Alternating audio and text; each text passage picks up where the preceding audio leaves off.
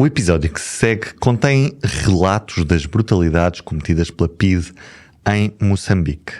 A linguagem presente neste episódio é explícita e pode chocar. Se só agora está a ouvir este podcast, recomendo que comece no primeiro episódio. 29 de outubro de 1973, os delegados da Cruz Vermelha chegam à cadeia de Machava para o primeiro de 3 dias da inspeção. A visita não é inédita. Situada nos arredores da capital moçambicana, Lourenço Marques, a atual Maputo, esta cadeia tem recebido um grande número de visitantes e observadores internacionais. Invariavelmente, os visitantes encontram tudo limpo, arrumado, tudo em silêncio. Tudo é cautelado antecipadamente pelos responsáveis da cadeia. Os reclusos que podem falar com os forasteiros são escolhidos um por um, a dedo. Os outros foram deslocados para outros espaços de detenção ou para os calabouços da PSP em Maputo. Os visitantes testemunham então a humanidade com que são tratados os presos. Pelo menos é o que garante o inspetor Francisco da Costa Lontrão, que é o diretor da cadeia. Isto num ofício enviado à Direção-Geral em Lisboa. Entre maio e dezembro de 72, a PIDE fez visitas guiadas a jornalistas belgas e alemães, ao ministro do Ultramar, Joaquim Silva Cunha, a 2 delegados do Comitê Internacional da Cruz Vermelha e também ao embaixador português na Holanda, Carlos Fernandes, que disse ir ali em busca de respostas para as perguntas pertinentes que lhe faziam em Haia. Mas em outubro de 73, os delegados da Cruz Vermelha falaram com um dos presos, André Jeremias Coça. Procuraram um indivíduo dentro da cadeia que soubesse falar inglês. Não havia outro senão eu. A primeira coisa a perguntar-me foi dos padres presos em 71. Onde poderiam encontrá-los? Eu respondi-lhes que assim que as autoridades souberam que a Cruz Vermelha havia de fazer visita, foram escondê-los. Nas celas da cadeia de Machava, em Maputo, a PIDE deixava os presos morrer por inanição. Outros sucumbiam às torturas feitas durante os interrogatórios na sede da corporação, a Vila Algarve, bem no centro da capital.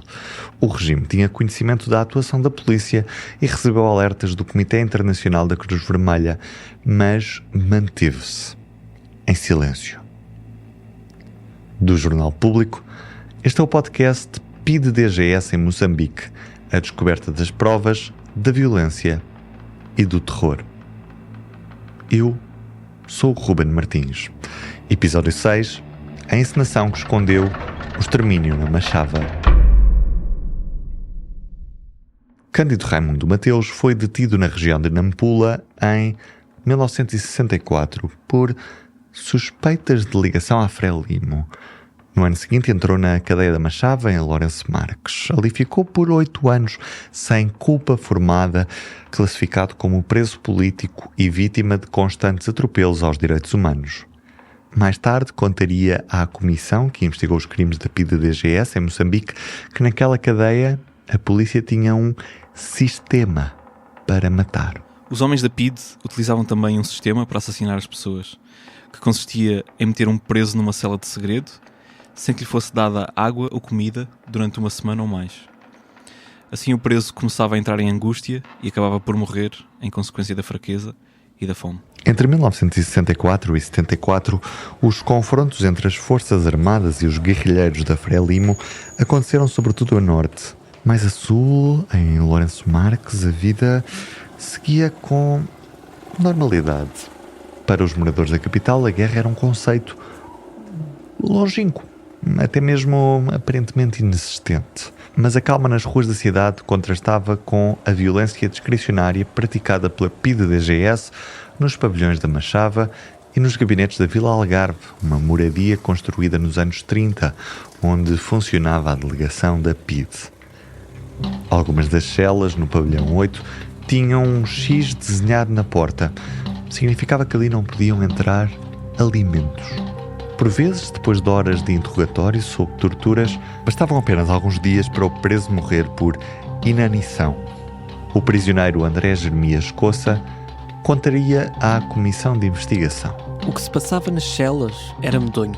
Cada um mal sabia se veria ao dia seguinte, porque enquanto estávamos nas celas era frequente ouvir os guardas numa alta noite e a seguir gritos misturados com estrondos de pancadarias, e muitos homens morriam naquele selvático espetáculo.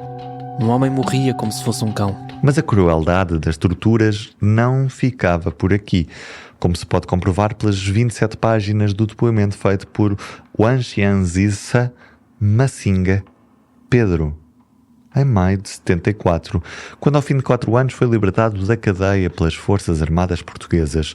Maquinista de profissão, o moçambicano de 37 anos foi detido em julho de 70 por suspeitas de esconder armas e dinheiro destinados à Frelimo. Foi agredido e torturado em 3 lugares, em Vila Algarve, um gabinete da polícia na Avenida Pinheiro Chagas e também na Machava. Esteve no segredo, privado de alimentos e água, totalmente nu e algemado. Não sabia quanto tempo, porque perdeu a noção das horas. Foi espancado com cavalo marinho e palmatória na delegação e no pátio da prisão. Num desses dias, recordo de ter sido amarrado junto a uma torneira da qual saiu uma mangueira curta, que me foi colocada ao longo do pescoço, de modo a deitar-me água para cima. Depois, os guardas e agentes puseram ao seu lado uma lata de 8 galões cheia de água com criolina, mergulharam uma vassoura no líquido e começaram a esfregar-lhe o corpo. Até os olhos, até a boca, até o sexo. Tudo. Quando as dores se tornaram lancinantes, Masinga Pedro gritou tanto e tão alto que os pides pegaram numa manta e taparam-lhe a boca. Quando acabaram, arrastaram-no para o pátio e foi mais uma vez espancado. Julga ter desmaiado porque quando acordou estava a ser transportado para a cela com uma manta encharcada de água fria sobre o corpo. Armando da Costa Gonçalves, subdiretor da Machava, assistiu a tudo isto. Durante as 48 horas seguintes, não lhe deram água ou comida, mas lembra-se de um enfermeiro ter entrado na cela para lhe dar uma injeção. Desconhecia o que era. Estava febril. Tinha a pele queimada e lesões por todo o corpo. Cada vez que se coçava, caía-me pele e cabelos. Tinha de pôr o lenço a amarrar a cintura para conseguir respirar. Em agosto de 74, Masinga Pedro descreveu detalhadamente as sevícias a que foi sujeito na Machava. Nomeou os funcionários e no dia 24 foi ouvido pela comissão numa das divisões da Vila Algarve. A esta queixa foram agregadas muitas mais. Mas os instrutores militares não inquiriram nenhum dos funcionários acusados. Nesta altura, já não restava nada dos arquivos prisionais. Tal como nas subdelegações dispersas por todo o país, que já conhecemos noutros episódios desta série, logo nos primeiros dias de abril fizeram purgas documentais na cadeia e na delegação. Grande parte das provas perderam-se. A cadeia de Machava recebeu reclusos provenientes de todo o antigo território ultramarino, das prisões de Nampula, Quelimane, Porto Amélia, hoje Pemba, ou Vila Cabral, hoje Lixinga. Os presos chegavam num estado deplorável, alguns quase mortos.